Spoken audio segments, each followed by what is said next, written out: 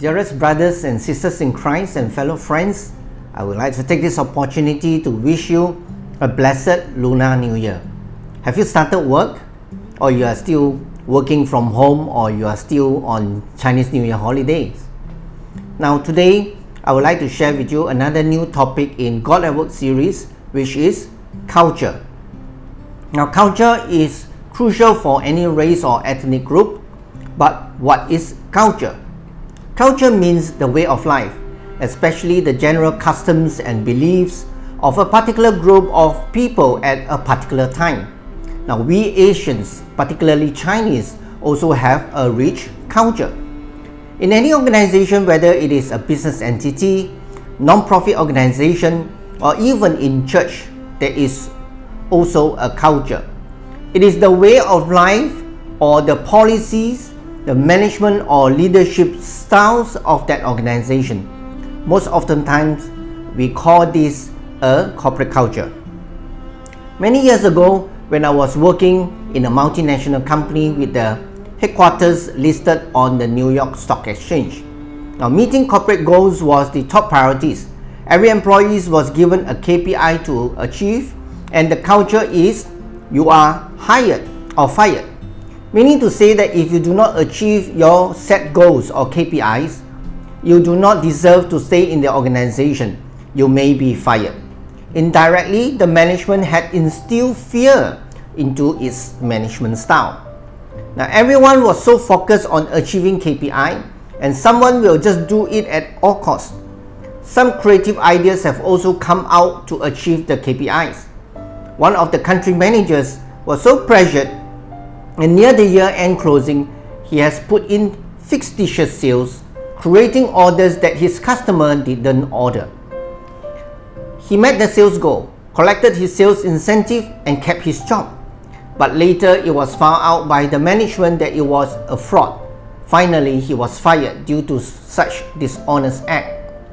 To my surprise, later I have also discovered that such act also being practiced at senior management level and many different levels of staffs of various departments and even other countries in the Asian region.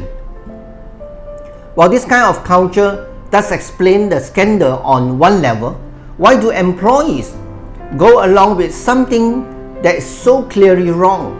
Why do supervisors and executives prioritize performance ahead of ethical and legal considerations? The answer lies in their perspective about work. Now, one perspective sees the purpose of work as making money. More specifically, the purpose of work is to make as much money as possible. From this perspective, people make small decisions that don't seem like a big deal to make more money. In the Bible, Psalm 127, it says that unless the Lord builds the house, the builders labor in vain. Unless the Lord watches over the city, the guards stand watch in vain. In verse 2, it says that in vain you rise early and stay up late, toiling for food to eat, for He grants sleep to those He loves. Meaning to say that it's essential to maintain godly perspective in corporate culture. The perspective at work is making sure God is at the center of work. Ask yourself questions like this. Am I praying about the decisions I'm going to make at work? Even small little decision. Do I treat people who are working with me, right, the way Jesus would treat them when it comes to different kind of scenarios, situations, or circumstances? Or am I a slave to Christ, or a slave to the clock, or even to my bosses or customers? The most obvious corporate culture is exhibited by its core values of the company.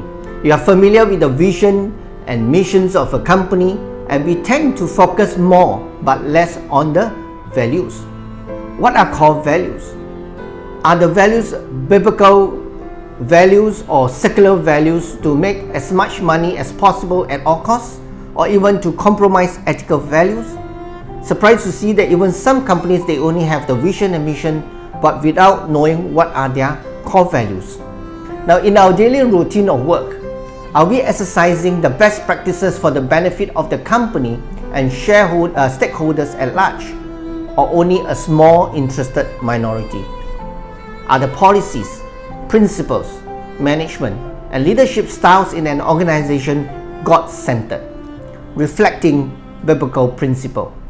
Brothers and sisters, friends, remember this. In the Bible it says in Colossians chapter 3 verse 23, whatever you do, work at it with all your heart, as working for the Lord, not for human masters. Let your corporate culture be a God-centered, not human-centered. You can actually make a difference. May God bless you.